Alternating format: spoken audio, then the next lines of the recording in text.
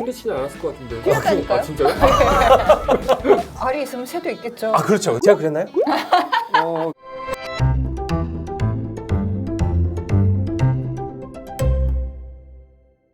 저희 아까 전에 그 5번, 6번 엮어서 얘기하고 그랬잖아요. 그 6번 표제 네. 곡. 사실 3번도 표제 곡이었잖아요. 에로이카라고 하는 그 표제가 있기는 하지만 6번과 같이 디테일하고 구체적인 묘사가 들어가지 않다. 네, 들어가지 않은 그리고 거. 악장마다 세부적으로 이렇게 표제를 그렇죠. 정한 거는 6번이 6번인데 처음이자 6번에 이제 제목을 하나씩 여기 다 하나씩 있어요. 그리고 이게 지금 베토벤에서 유일한 5악장 곡. 네, 오악장 그쵸. 지휘자님께서 이 한 악장 좀 설명 좀 부탁드려도 될까요? 한글로는 시골에 도착했을 때 느끼는 즐거운 감정이 1악장. 네. 근데 독일어로는 Erwachen, heiter Empfindungen bei der Ankunft auf dem Lande.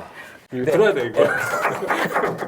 Erwachen이 좀 깨어 있다는 뜻이에요. 그러니까 뭐 자고 있든지 아니면 도착해서 깨어 있다는 그런 거지. 그러니까 도착했을 때 보면은 현악기로 이렇게 시작을 해요. 따라따라따따. 그 부분이 저는 항상 드보르작 교향곡이랑 헷갈려요. 느낌 되게 비슷하다. 그 학교 때 그래서 그 예. 악보 그거를 갖다 놓고서는 이것을 작곡한 작곡가는 그러고 사지선다로 나오는데 베토벤스러운 멜로디 아닌 것 네, 같아요. 네, 그렇죠. 베토벤인지 그러네요. 드보르작인지 맨날 헷갈려가지고 네. 계속 틀렸던 게 기억이 나요.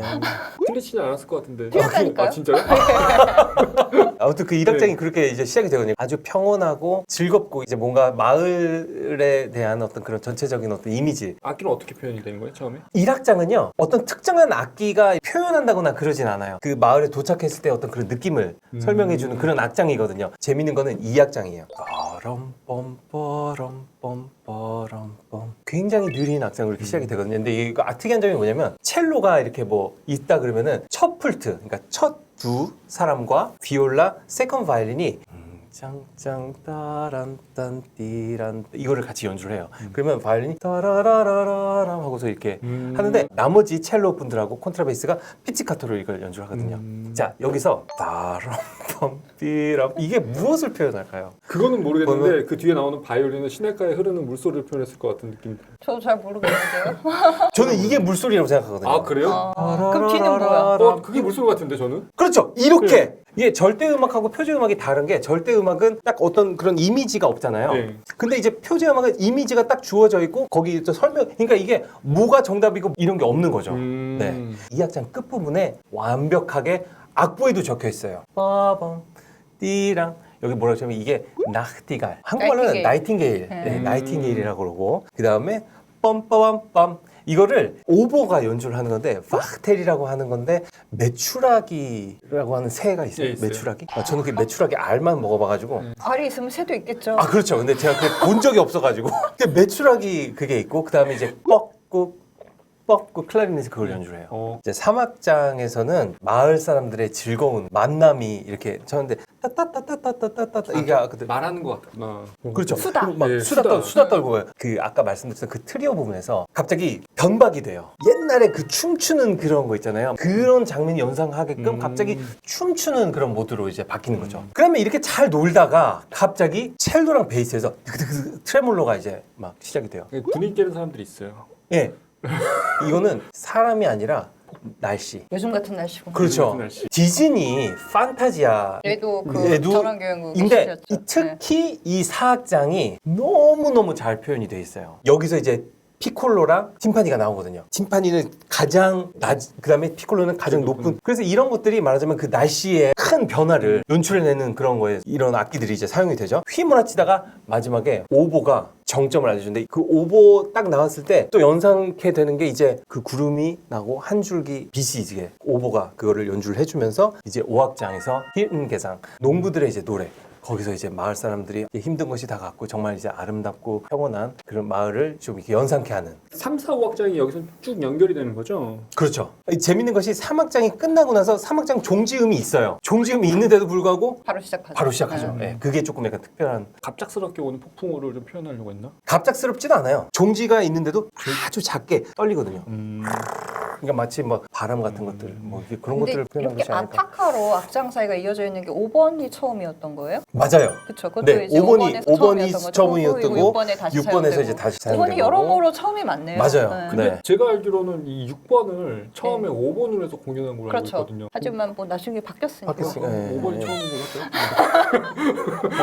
그럼 이 이후로는 베토벤이 이 악장까지 표제해서 한 음악은 이전에도 없었고 이후에도 이후에도 없는 없었죠. 거죠. 예. 그러니까 저는 비발디 사계가 표제 음악이라고 얘기를 하고 싶은데 그 그쵸. 바로크 시대의 어떤 그 전통인데 그렇죠. 예. 근데 그거 말고는 사실 제대로 된 표절 음악은 베를리우즈부터 시작이 됐다고 그렇죠, 봐야죠. 그렇죠. 예, 낭만주의 베를리우스, 시대, 뭐 멘델스존도 예, 있었죠. 예. 멘델스존 핑갈레동굴이라던가 환상교향곡, 이제 그러면 스트라우스, 뭐 리스트 예, 교향식 그런 것들이 이제 표제 음악이 말하자면 표본이 된 거죠. 이 베토벤 베토벤 6번이 낭만주의의 어떤 표제 음악을 새로 연 그렇죠. 장본인이 또 베토벤. 근데 사실 베토벤 본인은 자기가 표제를 다 붙여놓긴 했지만 그렇게 신경 안 썼다 그러더라고요. 그냥 붙였다. 그러면서 뭐 얽매여서 연주할 필요 없다. 그런 식으로 또 본인이 얘기를 했대요. 그렇게 얘기한 사람의 템포는 왜 자꾸 출판사에서 바꾸는 지금 2번, 4번, 6번, 8번. 중에 유일하게 성공한 성공한. 흥행에 성공한 짝수 짝수, 교향곡. 짝수. 네. 그럼 저희가 좀 자연스럽게 좀 2번, 4번, 8번에 대해서 좀 얘기를 하려고 하는데 짝수 교향곡들이 지금 현대에 와서까지도 사실 홀수 홀수. 교향곡에 대해서 자주 연주가 되지 않고 있는데 이유가 있을까요? 이 4번 교향곡 같은 경우에는 별명도 있잖아요. 거인 두 사이의 번에는 그리스 뭐 그리스 소녀. 음악 그쵸, 학자가 얘기한 거지, 얘기한 뭐 거지 베토벤이 얘기한 건 아니고. 얘기한 게 아니니까요. 짝수 교향곡들이 홀수 교향곡보다 사랑을 더 적게 받나 이거를 얘기를 하려면 작곡하는 입장과 듣는 사람의 입장 이거를 좀 생각을 해봐야 될 것 같아요. 작곡가는 입장에서는 모든 곡이 내 자식 같고 모든 곡이 다 소중하고 작곡을 해보셨으니까 아셨을 거 아니에요. 그렇지는 않았던 것 같아요. 솔직히 아니 이제 과제곡으로도 보통 많이 썼지만 애정이 가는 곡들은 좀 사랑을 많이 받았던 곡이 좀 애정이 가는 것 같아요. 이 곡이 사랑받을 것이다 라고 만들었는데 만약에 네. 사랑을 못 받는다 그러면 어떠실 것 같아요? 저 성격에는 다시 내놓진 않았을 것 같아요. 좀 약간 이렇게 감추고 싶었을 것 같아요. 근데 뭐 작곡가들마다 좀 네, 다르긴 다르죠. 하겠죠. 네. 예. 베토벤이 어땠을 것 같다 이거를 말씀드리긴 좀 조심스럽고 근데 이제 듣는 사람 입장에서는 3번, 뭐 5번, 6번, 7번, 9번이 들었을 때 이거 정말 뭐 획기적이다 할 만한 그런 사건들과 큰 이슈가 있었으니까 1번은 뭐 첫 그런 교향곡이니까 이제 뭐 3번 같은 경우는 너무 길었었기 때문에 네. 그다음에 2악장 같은 경우는 장례식에 너무 많이 네. 네, 멘델스존 미국 대통령 루즈벨트도 네. 있었고 그다음에 토스카니니 장례식에서도 연주가 됐었죠. 그다음에 5번 문명의 모티브 아까 얘기했었죠. 네, 맞아요. 클럽스타 말해서 뭐예요. 그다음에 6번 표제 음악 7번 2악장은 너무 사랑을 받아서 7번 8번이 같이 연주가 됐었는데 연주됐을 당시 2악장은 계속 앵콜이 됐었대요. 네, 앙콜을 그러니까 했어요. 출판사에다가 이제 직접 베토벤이 8번이 더 좋은 곡인데 네? 이런 얘기도 있었고 체르니가 7번이 왜 더 사랑을 많이 받을까요? 이런 얘기를 하니까 베토벤이 이런 농담을 했어요. 8번이 더 훌륭한 곡이니까 그러니까 7번이 더 사랑을 많이 받지 이런 그런 어떤 비꼬는 그런 얘기를 또 했었죠. 체르니가 베토벤 제자. 그렇죠. 그죠. 네, 예. 네. 9번 같은 경우는 인류에 향한 그런 메시지. 그러니까 처음으로 합창을. 성악곡이 교향곡에 이제 그렇죠, 적용된 그렇죠. 케이스였고. 예. 그러니까 2번, 4번, 8번이 아쉽게 뭐 그렇게 됐긴 했지만 저는 어떻게 보면 좀 당연한 것이고 이걸 너무 끼워 맞춘 게 아닐까. 뭔가 이렇게 도발적이고 뭔가 파격을 추구하다가 그 다음에 갑자기 되게 형식으로 형식으로 그렇죠. 되돌아온 네, 이제 네, 네. 그런 케이스들이어서 그때 당시 초연될 때도 이게 이러면 사람들이 뭔가 파격을 기대했는데 그렇지 않았으니까. 이렇게 예, 그냥 뭔가 조금 실망을 뭔가, 하다가 예. 근데 사실은 이제 음악적인 부분에서 들여다 봤을 때는 형식에 있어서는 견고하고 아까 전에 지휘자님 말씀하신 대로 2번, 4번, 8번은 뭔가 이제 대중들을 이끌 만한 스토리텔링이 좀 부족한 거. 그렇죠. 근데 스토리가 필요 없는 교향곡이라는 그 형식이 이미 완벽하게 갖춰졌기 때문에 스토리를 굳이 이렇게 언급할 필요가 없지 않았을까. 입문을 이제 네. 하고자 하는 사람들한테는 그런 스토리들이 그렇죠. 좀 매력적으로 다가와서 한번 네. 듣고 싶게 만드는 그런 것들 있잖아요. 일본 관객분들께서 이제 음악을 입문하실 때 그럼 듣는 베토벤과 지휘를 진짜 공부를 하려고 하는 어떤 사람으로서 모든 교향곡들이 다 소중하게 이렇게 느껴지는 거는 사실이거든요. 예를 들어서 그 독일에서 지휘 레슨을 받았을 때 홀수 교향곡들은 조금 나중에 배웠어요, 사실은. 독일에서 처음 배웠던 교향곡은 베토벤 교향곡 중에서 4번 교향곡이 저한테 첫 번째 주어진 그런 교향곡. 근데 듣는 사람들은 사실은 그 파격적인 홀수를 먼저 듣고 나니까 그렇죠. 그다음에 이제 짝수들이 좀 시큰둥하게 이렇게 들릴 수 들릴 수 있고, 있고, 그렇죠. 근데 이제 이렇게 지휘하고 연주하시는 분들은 이렇게 형식을 먼저 다듬고 그다음에 파격으로 나가야 맞아요. 맞는 것 같아요. 네. 나는 음악도 안 했는데 왜 알지? 지휘를 혹시 베토벤이 고전서부터 낭만까지 걸쳐 있는 지휘자잖아요. 네. 근데 2번, 4번, 8번은 확실하게 고전주의라는 생각이 들어요. 제가 2번에 대해서는 제가 설명을 해드렸었잖아요. 네. 4번 교향곡, 8번 교향곡 이제 특징을 조금 잠깐 설명을 해드리면 4번 교향곡 같은 경우는 처음에 이제 B 플랫으로 이제 시작이 돼요. 서주 부분이에요. 느린 부분인데 B 플랫으로 이렇게 관악기가 시작이 되면 현악기가 무슨 장조인지 모르게 단조 분위기로 40 몇 마디를 그러니까 계속 애매모호하게 음악을 이끌어 가고 나면 이제 음악이 진행이 되는데 아직도 이게 B플랫 장조구나 하는 그런 느낌이 안 들어요. 안 들어요. 언제 그거를 드냐면 1주제 딱 빠른 템포 들어가고 나서야 이걸로 봐서 그 4번 교향곡의 어떤 특징이 설명이 되죠. 그 서주를 딱 들으시면은 굉장히 신비롭고 굉장히 이렇게 좀 정적이고 동굴에서 그런 듯한 인상을 봤는데 시작이 되면은 상쾌하고 밝고 명쾌하고 2악장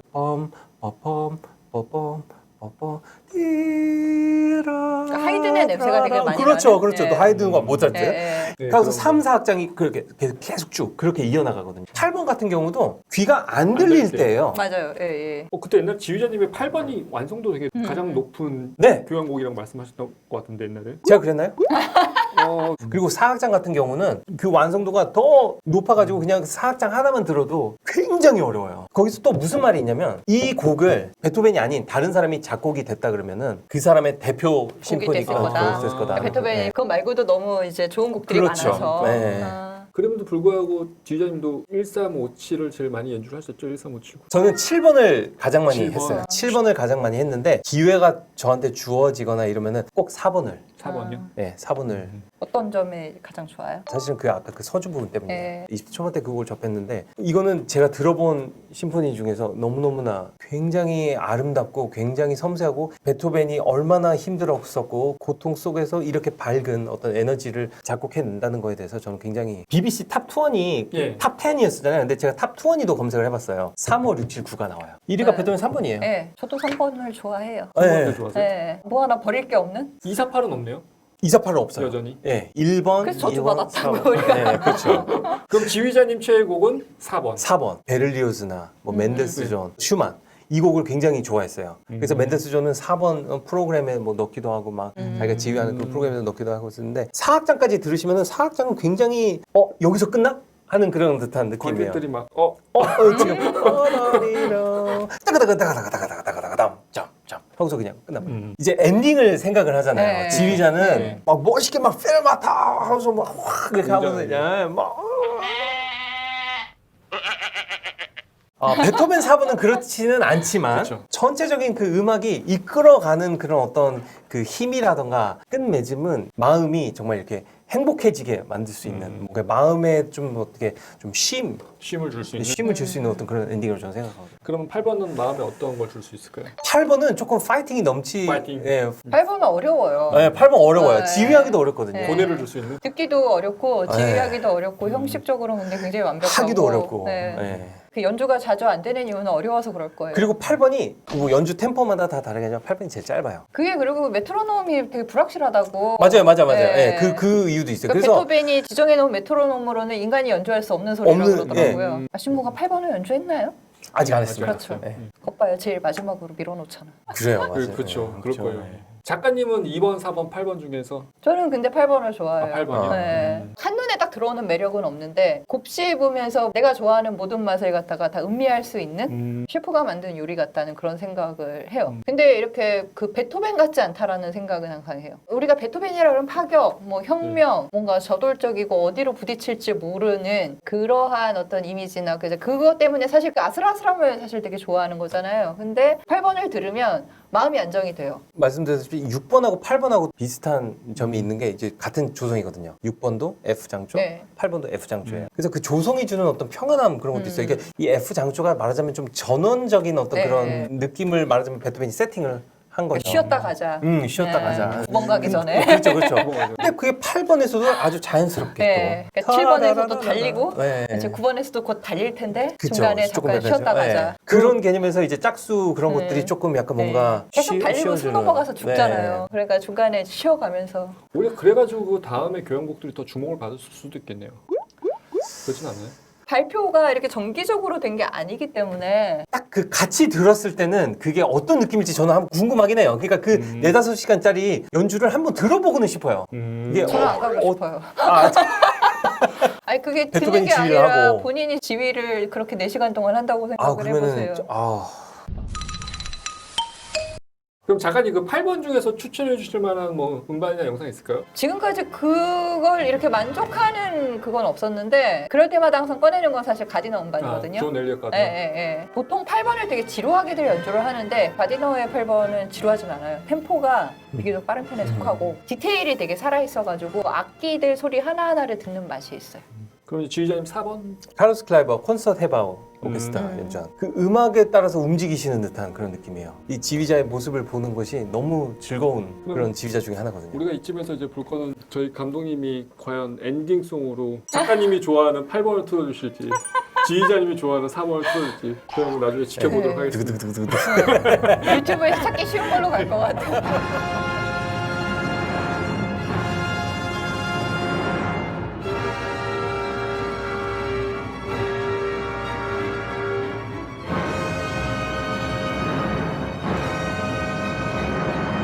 이 핸드폰에 굉장히 많은 연주자들의 핸드폰 번호들이 여기 소장이 돼 있어요. 이거 잃어버리고 끝나요. 어디 두실 거예요? 밤에 잠잘 때도 제가 품고 자요. 김수현 씨가 82년생인가 그럴 거야 아마. 저도 82년생.